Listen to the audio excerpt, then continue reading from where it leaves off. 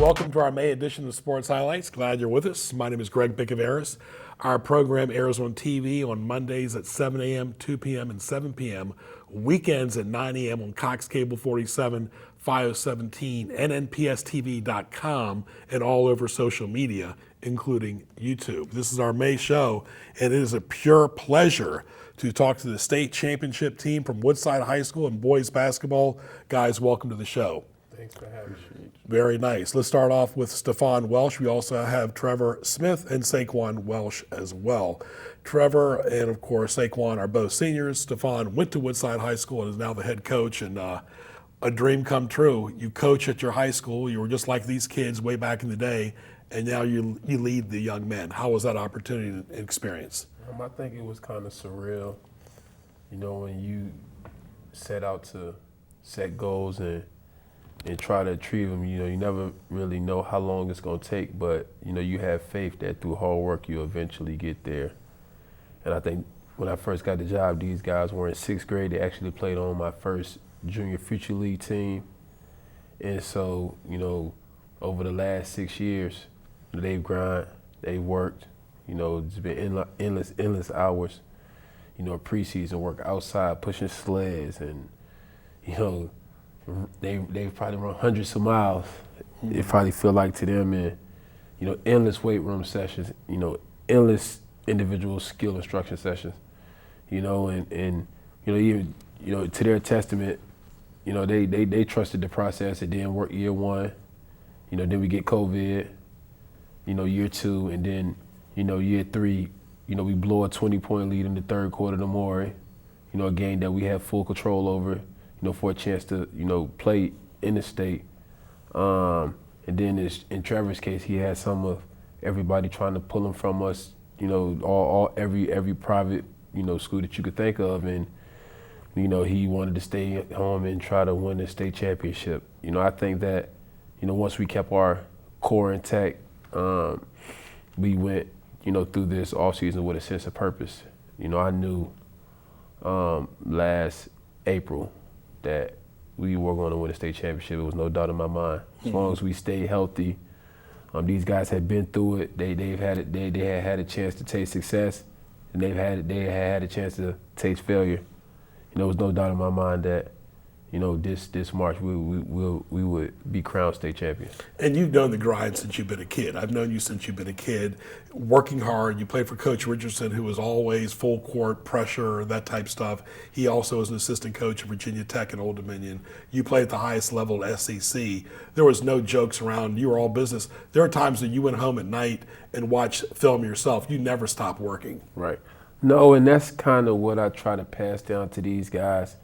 I know that a lot of the things we do is very repetitive. And, for example, every August they know they probably don't look forward to it, but starting August 1st, we work out from 10 a.m. in the morning to 4 in the afternoon every day of August. And it's real work. And, it's more so it really works your mind. But if we get through August, then we can get through anything. And like I said, these guys, they, this particular August, it wasn't no moaning, it wasn't no complaining. It was all, hey, I'm gonna get through it. I know what they expect. I know where this could take us. And, I felt the sense of purpose. I felt the sense of we got to get back. I felt the sense of we're gonna do it this time. They did it. Absolutely. SayQuon, of course, we televised 3 of your games. What did you enjoy the most about your senior year this past year? Winning the state championship. Yeah. That was the goal since I was a freshman, but we didn't quite get there. Took some time, but we knew as a team that this year that's what we wanted. Kept our heads. Took some early losses, but we never had a doubt that we weren't going to win the state championship. Yeah, Trevor, it looked like a totally different team from the time we televised your Menchville game at Menchville to the postseason. You guys really grew from the first quarter of the year. Talk about the evolving. Right, we just stuck to it, just continue to work, and that's going back to like scouting and improving and just building bond with all the guys and trusting each other. Yeah, it's so important too, Stefan, that everybody stays focused, brotherhood, teamwork, that type of thing. There's so many distractions now. The phone was not a big deal when you were in school as it is now. Social media was really not relevant, but all it was basketball. Talk about some of the places when you were a kid, because I know you didn't always have a net to play on. Right. Some of the places that you played as a kid that helped develop you as a coach. Well, it's funny you bring that up. Two things about the cell phone. So, we get into, the thick of our season, and I take cell phones first thing in the morning. We got a cell phone box. Everybody got to turn their cell phones in. They don't get them back until after practice. And I think, we do that for a sense of, number one, in class we don't want no distractions. I give my guys grades every Thursday. That's definitely priority number one. It's my worst fear that, we'll have a college come in and see a kid and then they like him as a talent, but they can't take him because of, the grades. So I think, that's one of the staples of our program once the season starts is, these guys give up their cell phones at, 6:30 in the morning and they don't get them back until, after practice, 4:30. So, once those guys bought into that, I'm like, yeah, this group is special. Yeah. We all, me included, we love our cell phones. That's just, the way that the world is today. And then another thing that we do is, for the last 3 years, I think, Antoine Bethea had this, Bethea Family Foundation outdoor tournament, and I make all my guys play an outdoor tournament as a team, and we play, teams from other states. Mm-hmm. Last year we lost in the championship to a team from New Jersey. They actually beat us twice. This year, the same team beat us the first time, and then we beat them twice after that.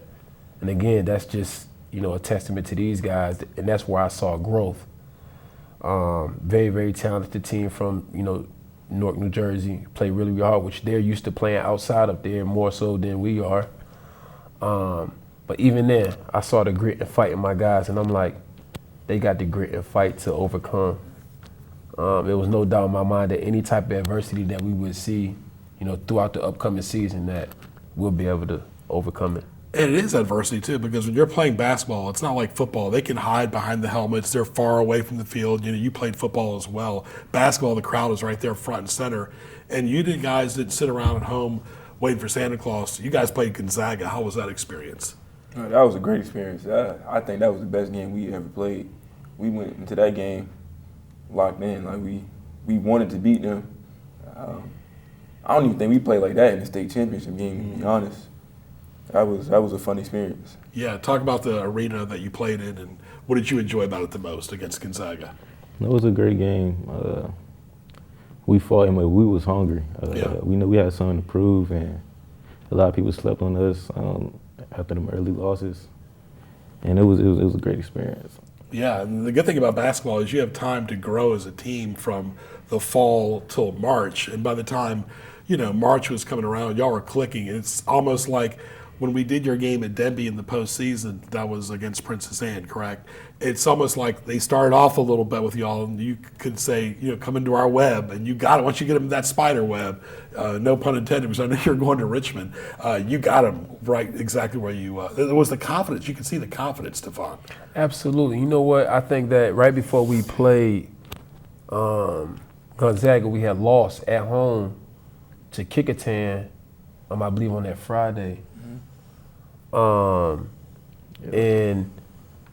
I never had a doubt even after that game that, okay, we're going to play the number 5 team in America. Mm-hmm. I mean, they've beat some really, really good schools. But when I was watching film, I'm like, we match up with them really well. And I could sense after we, took the ride up there, we just had a sense of calm to us. Mm-hmm. It was like the Kickertan game never happened. Mm-hmm. Then walking into the University of Maryland, the Xfinity Center, obviously they at home. They're the number 1 team in the Washington Post.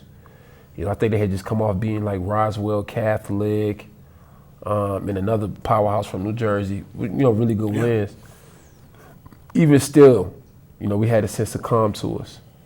And I remember one of the Nike scouts up there, his name Van Johnson, like a mentor to me. He said, if you could weather their storm, those first 4 minutes, y'all gonna have a chance to win the game.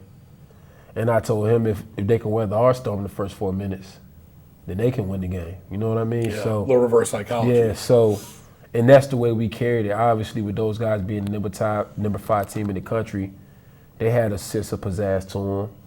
You know what I mean? And I looked at my guys' eyes and I knew, I'm like, we really gonna win this basketball game. Yeah.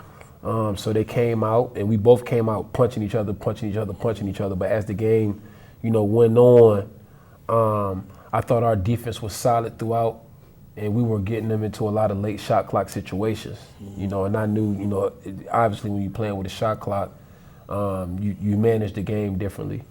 I do have experience coaching under the shot clock, so I felt like, okay, we go into the fourth quarter, and this is a 4-point game either way. I feel like I can manage the game enough to beat these guys, and these guys did it. How long was the shot clock?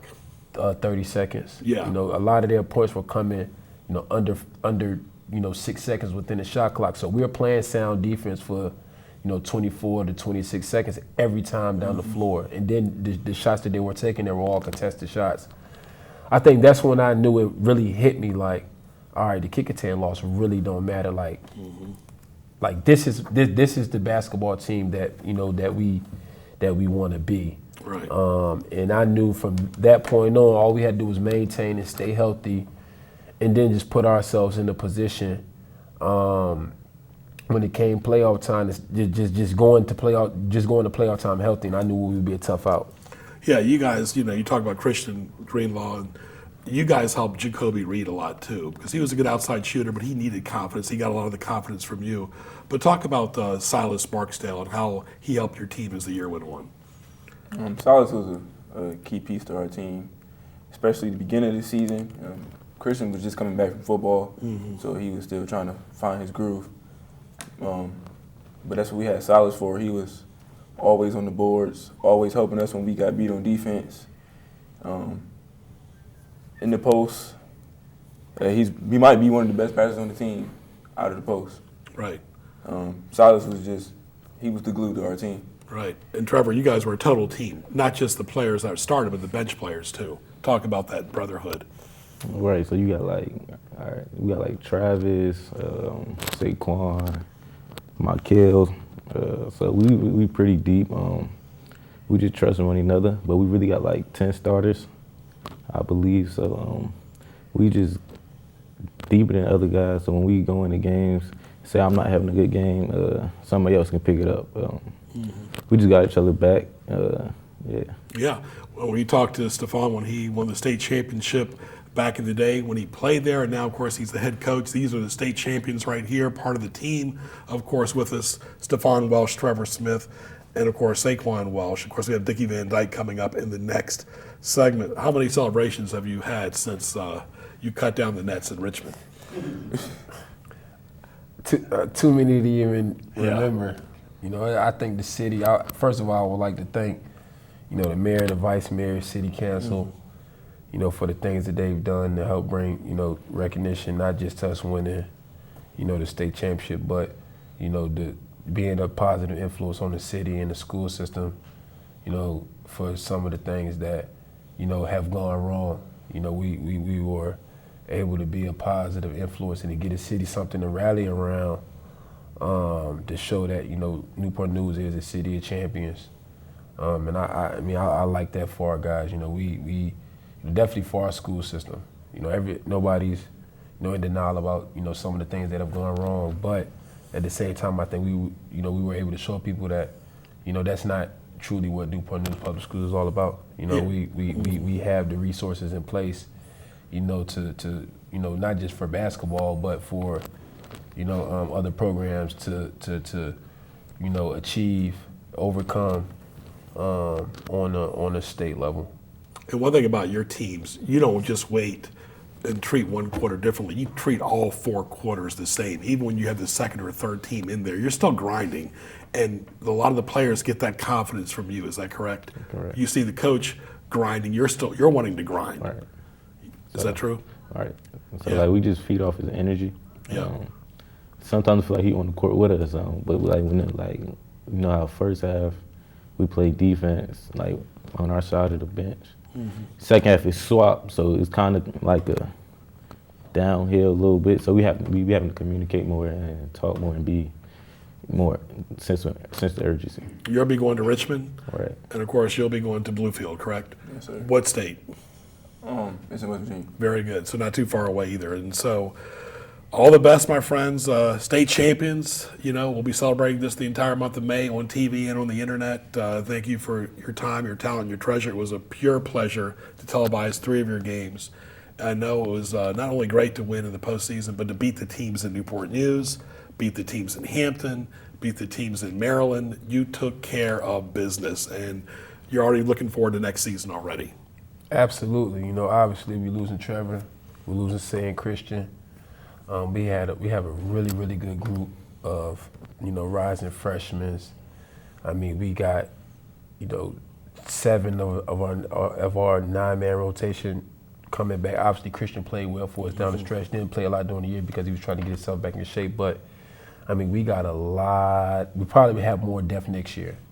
I'm definitely looking forward to, piecing the puzzle together and, figuring out, what makes this team go. But one thing for sure, 2 things for sure, we're going to play hard. We're going to play for 32 minutes. And we're going to win basketball games. You're ready to play right now, right? Right now. Okay. All right.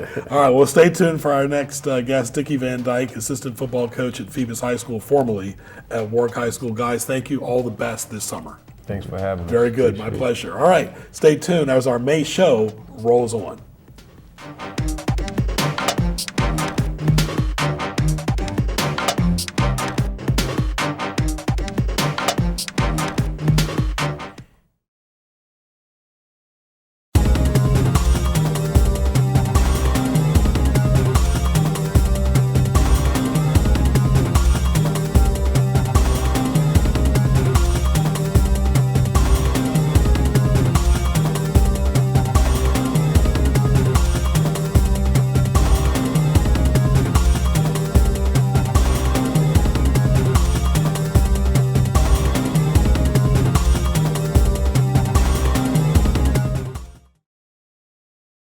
You're watching NNPS TV.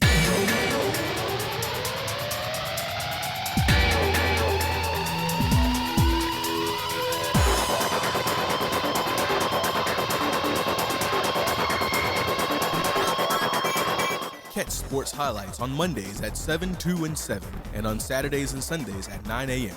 Visit us online at nnpstv.com to view all your favorite episodes. NNPS TV, watching education happen.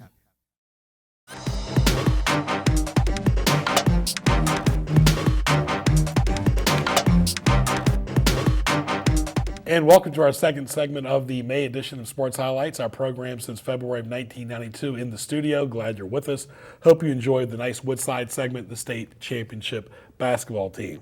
Now let's welcome our next guest, Dick Van Dyke, assistant football coach at Phoebus High School, former Warwick assistant football coach. In fact, in our first game ever in 1991, he was on the staff with Bill Lyons when Warwick took on Kickintan right there at Todd Stadium. I got to ask you this. In the course of a week, and you said, I'm Dick Van Dyke, how many comments do you get about the old TV show? About 50% of the people. Like, I even kind of demonstrate. I practice tripping over that little ottoman that Dick Van Dyke tripped over. So I got to have good balance because I practice it. And you've got a great sense of humor, so you play right into it. Yeah, I do. How many times have you heard this? Oh, really? You are Dick Van Dyke? Daily. Daily. So Daily. Even now, yeah. Not as much, but even now, because Dick Van Dyke is not, this younger crowd coming up. Right. But still, even now, Mary Poppins. Right. But people over 40 remember him, though. Right. But let's talk about your career and coaching. Of course, you've been at Warwick High School and, of course, at Phoebus forever.